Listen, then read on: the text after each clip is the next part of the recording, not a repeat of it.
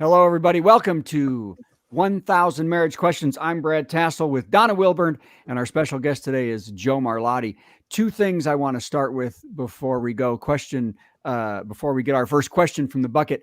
Number one is my wife is very happy because we scheduled a haircut for me. As you can see, my hair, they're clapping behind the scenes. A haircut for me. We finally got the hair cutter. They're back working. We can go and they can wear masks. And we called the lady to do the haircut, and I got an appointment for June 9th, 2022. That's how far ahead they are. They are really booked. I think it's great if you were a hair person and you got unemployment for a month and a half, and then now you got $1 million, you're going to make really good money, which you deserve. The second thing, and I want Joe and Donna to talk about this when we get back, is my wife had a surgery this week. I'm not going to go into the surgery, but I want to talk and get Donna's perspective, especially on dealing with pain and suffering when you're in a marriage, and not who it's harder on, because it's obviously harder on the person who's suffering, but how hard these things can be on the person who has to also watch and help with the suffering. I've gone through very little, but people go through a ton in these things, especially when there's a cancer and a long survival. So I want to talk about that. But first, I've got the bucket. I'm pulling out a question, and the first question is going to be this. That one doesn't have anything on it, so I have to find one that has words on it. Why after many years do women change who'd they say? I'm going to think that says what they say. Why after many years do women change what they say? I think I know what Donna's going to say on this one, but we'll see when we get back. 1000 Questions is an entertaining discussion of marriage. We aren't telling you to do or feel or change anything about your life. Really, just listen and enjoy. And if you need real help, find a professional for your specific problem. We don't know you. How could we speak to your deal? Okay, have fun.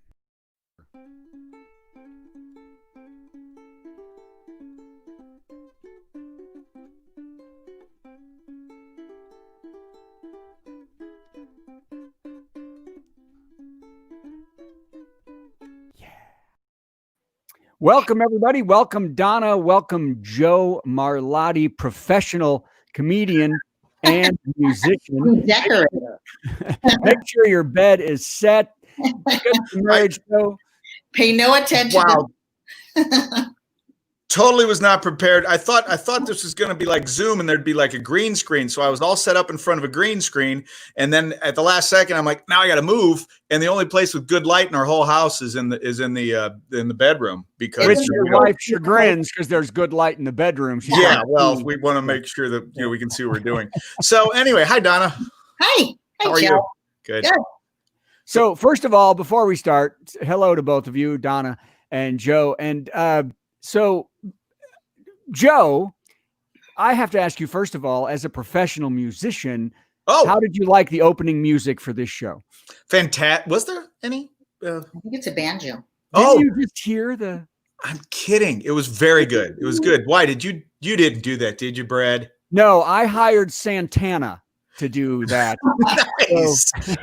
I can't learn something new every day. It'll come out. It'll be Santana with Brad Tassell, like right. Smooth.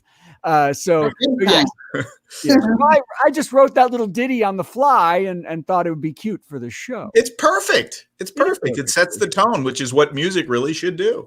Okay, so we know how long Donna's been married. Joe, how long have you been married? Well, I'm so glad to be on the show because I get to tell you that this year, 2020, will be my wife and mine, our 30th anniversary. Oh, my 30th. Wow. Yes. That's more than me. Donna, I forgot. You're married 30. Wait, it was 89. 1980. You've been married 89 years? 89 years. 89 years. You look great. You look fantastic for being. Her husband, though, not really. No, it's So 89 means you've been married 31 years. Okay. Then that's it. That sounds good to me. I don't do math. Not my area. Wow. What's the secret to staying together that long? Because I don't know if we're going to make it. Working on it. Okay. Another year of that. This is not, you don't have to work on relationships. It's a freaking job constantly. Tell me. Wait, go on. Right. Although Donna, that was see, he's been married 30 years. He doesn't Yeah, think he's going to so make it that to was- 31. and I'm a comedian. That was a joke. By the way, the PC. Oh. Yeah. By the way, the PC down here, right there, that stands for professional comedian.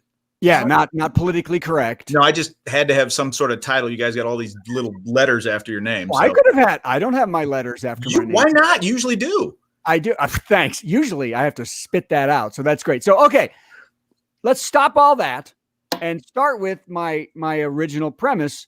And have you guys had in your marriages some sort of surgeries and stuff that you have to go through?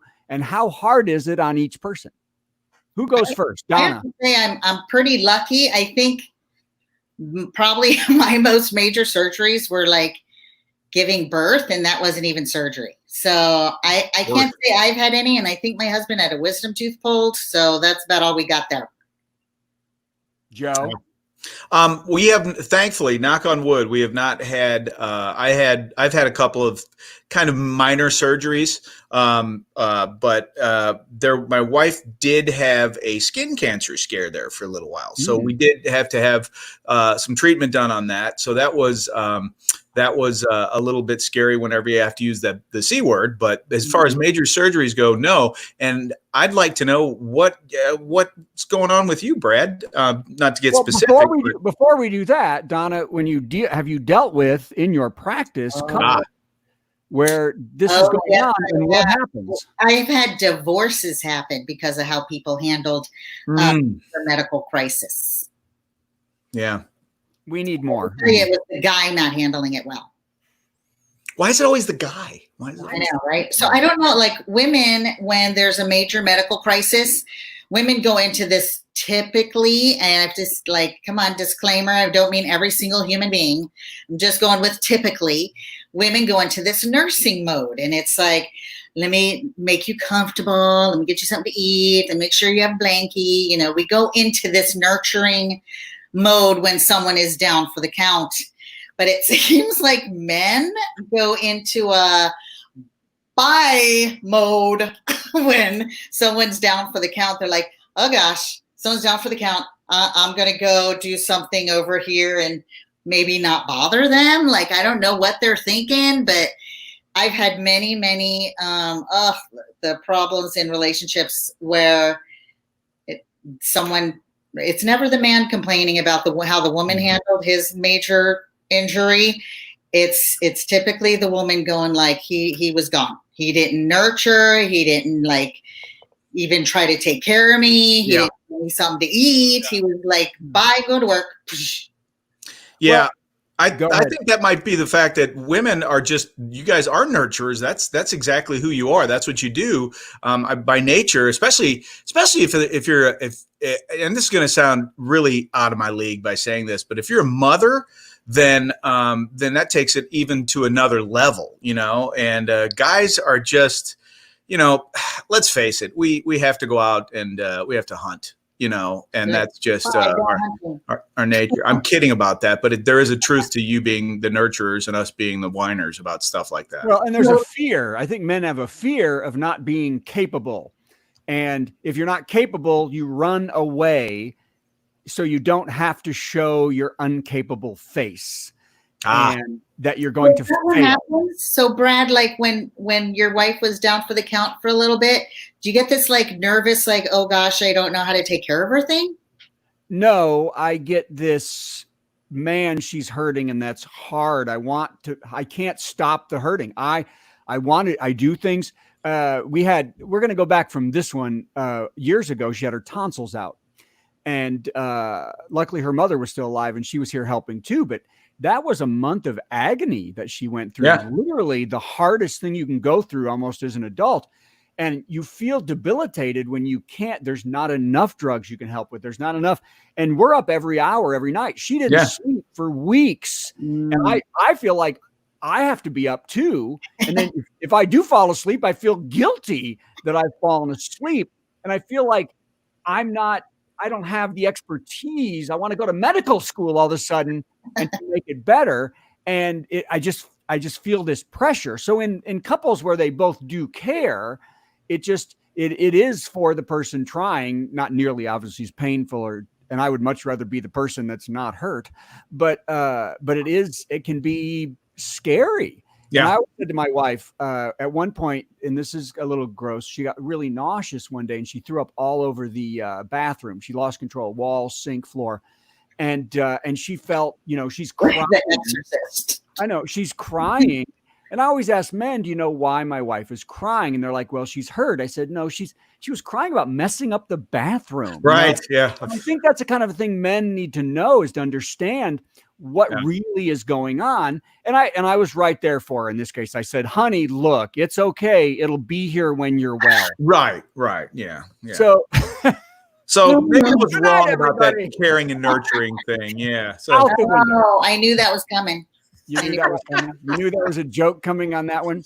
I But, knew- but I know do want to that. say, no, I'm trying, but I feel like I'm not good enough.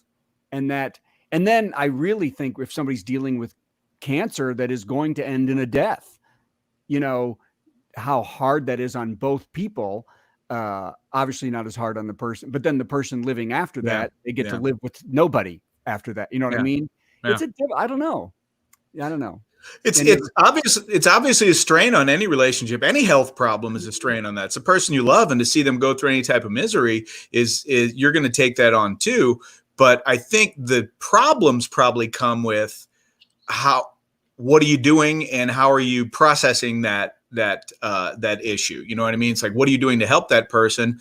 And is that more than what you're doing to help yourself and your feelings? It's like you said, it takes work done, and you got to work at both working toward the same goal, which is to get better. And you guys, like, as guys, it's not super encouraged, at least back in the day, not super encouraged to talk about, I'm really nervous because you're ill and I feel insecure on how to help you. That's not something that you guys are sharing. So the person on the other end just sees like clammed up distance happening. No. And, if we encourage guys to talk about their feelings, like, it's okay to have feelings. Right. And maybe we can get that. So as a couple, like, there's a bit more understanding if you share. I'm not sure I understand what you said there about guys having feelings. Is that a thing? Is that a thing now? Really comprehending that. Yeah, I don't. Okay, so Donna's gone off on some weird tangent. We don't understand. I don't know what this is. I will say this. Something else that's difficult is men and me dealing with the fact that when you go through a surgery, you're going to be grumpy and a little more agitated, and you're like, hey, why are you mad at me? Well, I'm not mad at you. I'm just hurt. I'm hurt. Okay, so you know what? Great, answer. Brad. You should have known. Listen, that's just like saying when a woman's going through labor, like you just looking at your watch, going, "Hey, can you hurry this up? I have a tea time." Push. Oh. Okay, so anyway, so now let's do a serious question, and that is, how do you get her to touch your penis? No. Okay, the next question we talked about. I pulled it from the box. Let's look at this, honey. I'm sorry. Now, Donna, this is going to be one of those questions where it says more about the person asking it. Right. A lot of these are really giving me clues about your audience members. Why, after many years, do women change what they say or how they feel? Donna? Because they're humans. Because everybody does? Yeah, because we are humans and we change all the time. Well, here's one of the things I always say is that women, I always talk to young women, when you're going to get married to some guy and you think this is it, a lot of times young women, they change and grow and mature so much more, and he wants to stay in the man cave for the rest of his life, and it's going to get hard because wait, we're this. Why are we this? Because she's like, I've grown. I've gone to school. I've gotten a job. I've moved on, and you're still playing PX4 or whatever it is in the basement after 20 years. I think men stop maturing at like 12. Yeah, that's probably about right. I'd say that's fairly accurate. There. Yeah. What is that? Yeah. There's a certain age. All men stop at some point, and it's like that's why a lot of people. And this might go back to our question asker's question, which is why do women change what they want or whatever they say, is because because they're growing and they're maturing, and you're really not. You're kind of like, dude, man, this is who I am. But then on the flip side of that, how many times you heard that whole story about, oh man, they're getting married and it's like, she's going to try and change him. And every guy's like, no, she's not.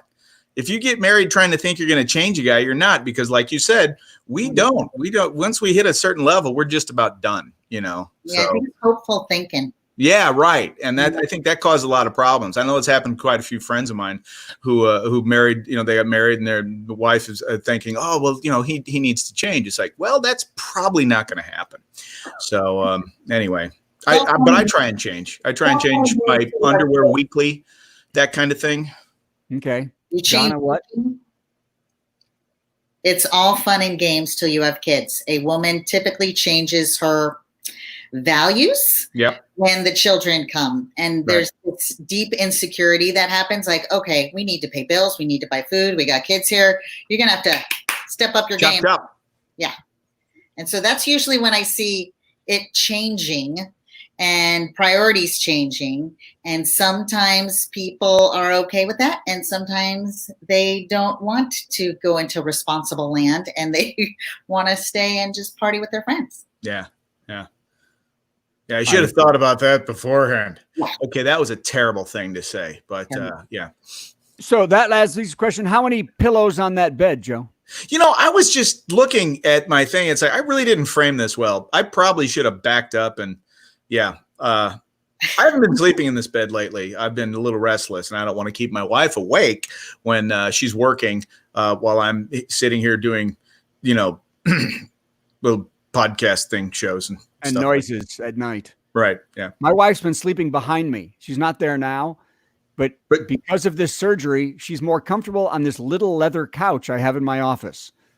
Really? Yeah, because she has to sit up and stuff like whatever that. It takes. She has been sleeping in here, and she has trouble when I do something annoying in my sleep. I breathe. So the breathing, she wants me to stop the breathing. She goes, you just can't. You fall asleep and then you breathe. What's wrong with you? Yeah. She might be telling you something. Stop breathing. Okay, I pulled another question. We've already had this one before, but I want to hear Joe's answer. How often should you have sex in a marriage? Ooh, that's an interesting one. Whenever you want, I think, is probably really the correct answer, as opposed to putting a number on anything. And it should be one of these situations where it's both people involved. That's good, except now let's look at it from the concept that we said before of what the person really is saying who wrote the question. Are they actually asking how often you have sex in a marriage, or are they asking something else? Well, I think it's pretty obvious what they're asking, because I think I might have actually written that question. Yeah. The question being, I'm not getting enough sex in my marriage. What do I do? Yeah. Isn't that funny how people want to know? It's like all of a sudden, if they're not having as much sex as they used to, they immediately want to find out how much sex everybody else is having, so they have a yardstick to measure by, right? Which is really a weird thing, but kind of the way we do stuff in America. It's a human thing. Comparison is like, especially for insecure folk, comparison is how you know you're doing things right. Like, am I doing it like them? Then I must be doing it right. That's really only an insecurity issue. Right. And so as you're talking as much as you want, it's as much as we want. That's what I meant to say. It's a we thing. It's got to be like both parties. And you were talking about consent. Both parties voluntarily wanting to be intimate. But I'm with you. There's no number. But there are problems that people can have that affect intimacy. And there's something called hyposexual desire, or hypo desire and hyper desire. And some people see sex as a drug. And so if they're stressed and they want it constantly, we're not supposed to be using sex as a drug. No, that's how addictions happen. And then some people don't prioritize sex is actually relaxing and helps with stress management. And so they pile up stress to where they don't even desire anymore. So really, we don't look at how often you're having sex. We look at where's your desire. Do you have zippo, zero, none? That's a problem. Do you desire constantly 24 hours a day? That's a problem. Okay. So that's really more the topic as a therapist that we talk about. Yeah. Is how many times a week? How many minutes are you? You know, it's right. Well, how many minutes? How many seconds? How many? 38 seconds. So here's, I wish. Okay. Here's my thing on this though, too. When I see a question like that, I see a guy saying, I want fluid removed from my body. He doesn't care about the sex. He doesn't care about her and what she's getting. He just wants something to happen down there that he removes that fluid from his body. And he's like, great, I'll see you in a couple days. That's awfully selfish. Yeah, it is. Is it? So I just think in a lot of cases, that's if she would just do that for him, bing, bang, get it done, you'd never hear that question. Are you like a milkmaid or what? What are you talking about? Exactly. Wouldn't that guy just masturbate then? Yeah. A lot of guys are like, why should I do that when she should be jumping into the task? Yeah. I don't know. I think it's more selfish than. Oh, I think the question obviously is like, how come I'm not getting as much as I used to, as opposed to how much you're supposed to have. So I guess the real question is, Joe, how many times a week are you having sex? Week? Next question. I'm sorry, a week, a year. Let's say. Wait, didn't you say it's your anniversary coming up? So it is our anniversary. It is a big anniversary. It's a milestone anniversary. So this year, at least once. Yeah, at least once in 2020. Yeah. So that's great. Okay, so next question. Pandemic sex. Okay. Pandemic sex. Yeah, but see, the pandemic, you're more tired, actually. I don't know. I'm more tired. Okay, next question.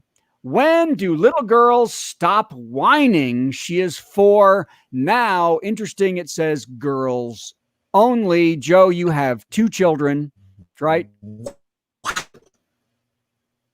And Joe has frozen on us. Like this. 2 daughters. 2 daughters. Daughters. All righty. When did they stop whining? Joe, did you hear me? Ever? They didn't. They didn't. They haven't. How old are they? They're 24 and 21. Are you kidding me? They never stop. No, I'm kidding. Actually, that's not a thing. I mean, kids express themselves in different ways. Whining is something that I think if they're talking about like how kids whine because they want to get what they're tired or they can't get what they want or something like that, they'll grow out of that. I mean, if she's 4, good Lord, you got a long haul ahead of you, Chief. Well, I say you've trained them to do it, but Donna, give us something. Maybe. Medical. Yeah. So whining is a learned behavior. If you didn't pay attention when I asked, if you didn't pay attention when I asked again, if you still aren't paying attention, maybe if I change my tone and make it sound like an emergency, you'll pay attention. I don't know if that's true. I don't know if I agree. I don't like that at all. You don't like the answer, you just don't like it. We just want to whine is what we want to do. We want to whine. We just want to whine. Pay attention the first time. Yeah. I think it's really telling though that he did, or she, or whatever the parents said, mention little girls. So like obviously don't.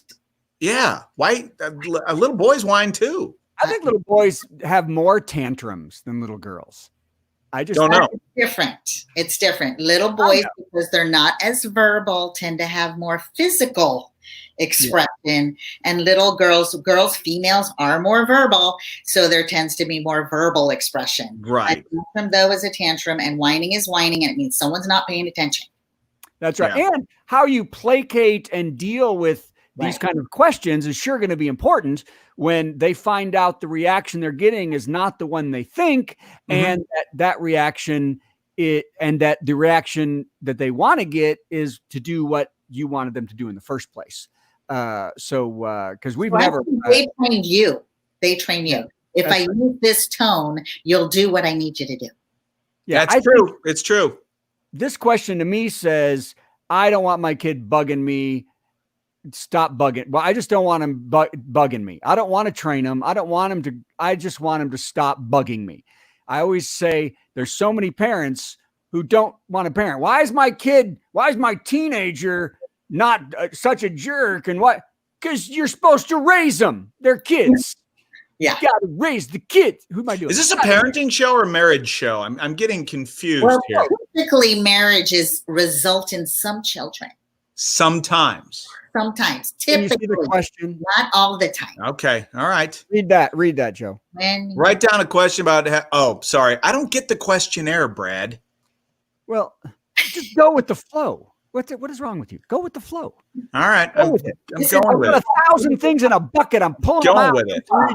I think the only thing worse, I think there's two things I'm not good at: marriage and children. But go ahead. Good thing you're only. Tell me when you can read this one.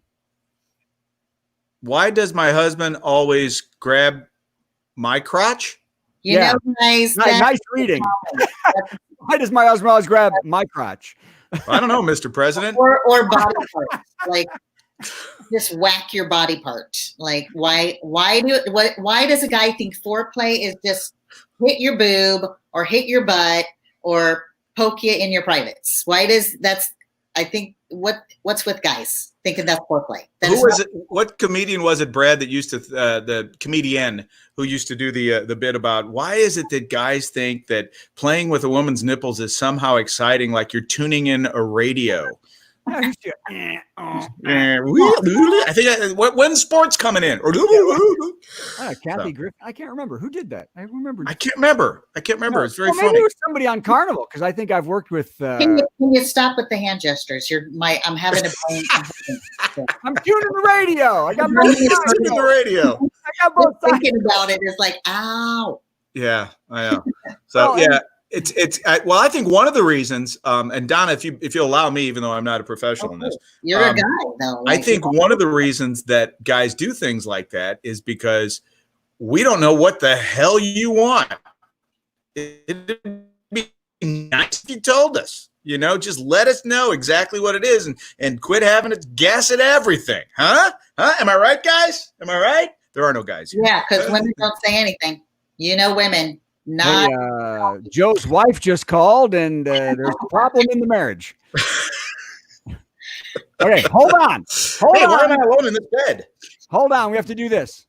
Voted Michiana's #1 restaurant, Doc Pierce's will open on Monday, May 18th, 11 a.m. to 8 p.m. Carryout will also resume with service to your car or walk-in. Come in and enjoy all Doc's classic dishes and appetizers, plus daily specials and drinks. Call 574-255-7737 for reservations, carryout, or curbside. We politely request that all guests wear a mask while entering and exiting the restaurant. Our goal is to ensure the safety of both our staff and our guests. Doc Pierce's The Doctor is In.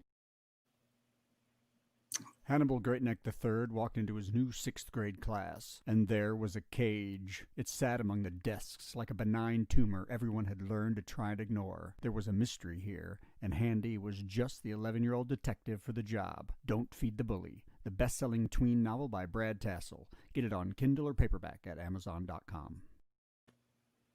Great book. Great book. Oh, it's the best book ever. Well, I was selling the sex book. Yeah. I had that one before on the other episodes. Hey, well, sex sells. Sex sells. Except that one. I want to go back to this crotch grabbing for a second, and then we'll do one more question before we close up. And that is that, again, it shouldn't be always, and it should be at a time and it shouldn't be grabbing. It should never be, Brad. You should never grab. What are you talking about? Who does that? I'm not grabbing. I'm not talking about grabbing. I'm talking. Well, that's what the question is. You guys know you do it. Don't pretend like you don't. We do it. I never would do that to my wife. Now, wait a minute. Let's go. The question is, why does my husband grab my crotch? That's the question, right? Yeah. Well, who does that? I don't go around grabbing my wife. I don't go around grabbing my wife's crotch. You go around going like on her boob. Yeah, maybe I've done that, but mostly for comic relief.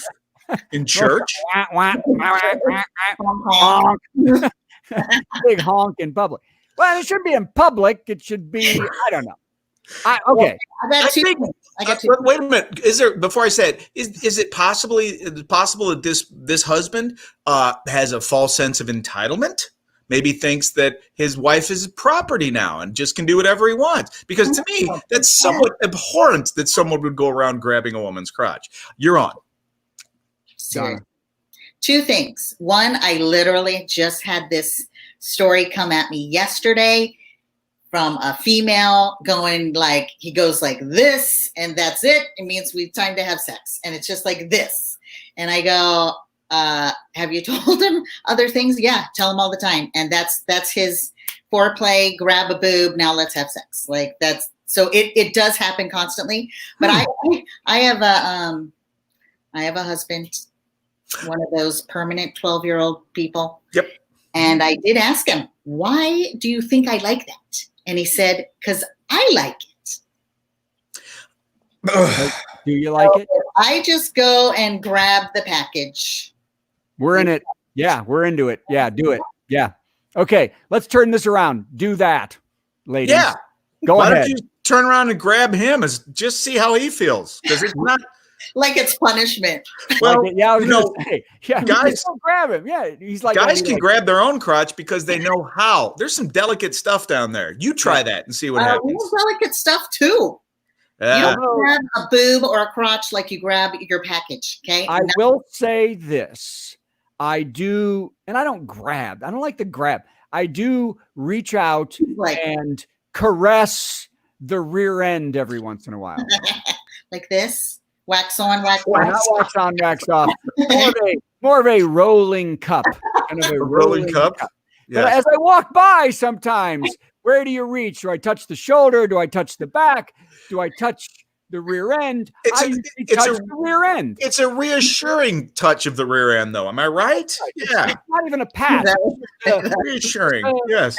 It's a love. It's like when a football player comes off the field, the teammates swat him on the butt. Good job. That's exactly what it is, right? I think Joe's connection, he was actually in the launch today and he's on the space station. So, okay. One more before we close. Am I not? Because you guys In and out. really in and out. So you're freezing a lot.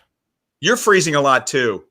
And there's a delay. You got like, you're speaking Japanese and then you have the translation thing. That's because We're I had to only- move. We're only freezing to you, not to each other or live. Okay. Yeah. Well, it's like that in this bedroom a lot.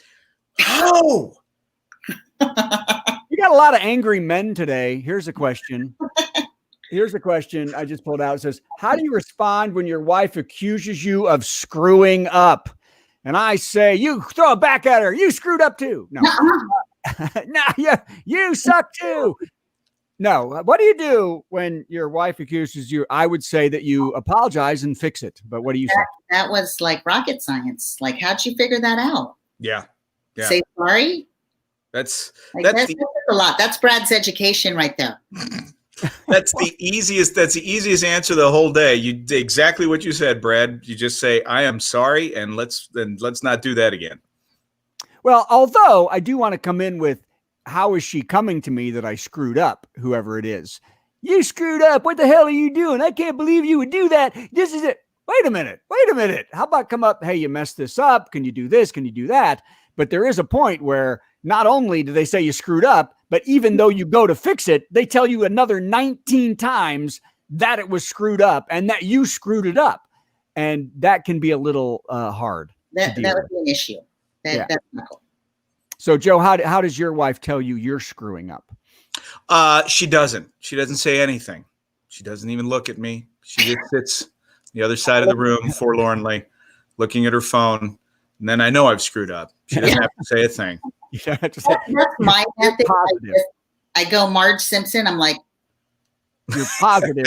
you know exactly what you did, when you did, and how you did it. Yep. So, what do we do? Ladies and gentlemen. My husband's not allowed to tell me I screwed up. Just so you know, not okay. Yeah. Oh, I know. Me either. Oh, no. I You're can't even be quiet and do a look. I can't be like, oh, that's out. Out. No way. You're done. Give the look. No. I have to say I did it. What? How did I screw this up? Yeah. I screwed it up. What did I do? What did I do? And I have to be happy that it got screwed up. I have to be happy. I have to be like, no, that's what was supposed to happen. That's exactly what was supposed to When happen. she screwed up, you have to be happy about it. I have to be happy and say that it was you. not it's supposed to what was supposed to happen. That's great. Okay. Any closing words, Joe? I love my wife. I wish she was here right now, but she's too busy in the other room working from home. What does she do? She is a customer service rep, manager person thing at a place. Wow, that is fantastic.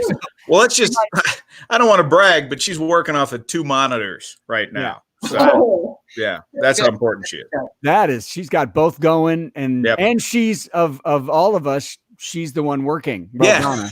All the women are working. You know what? In these relationships, all of us sitting here, the women are all working, and Yep. none of the men are working. What did I screw up this time? So No, we did it right. The women are doing all the work, and we're just Wow. sitting back. You know. Wow, You're going to get hate mail. Donna, why didn't you do this show? I know to fix it. The Neanderthal. Ladies and gentlemen, where do we find Joe Marlotti? Joe Marlotti, professional comedian, will be in my home, in my office, trying to get work for the next 6 months.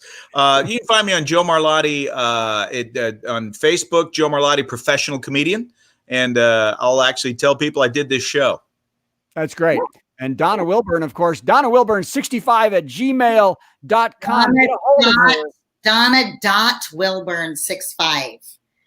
Well, they're going to see it in a second. They're going to see it in a second when I play the ending.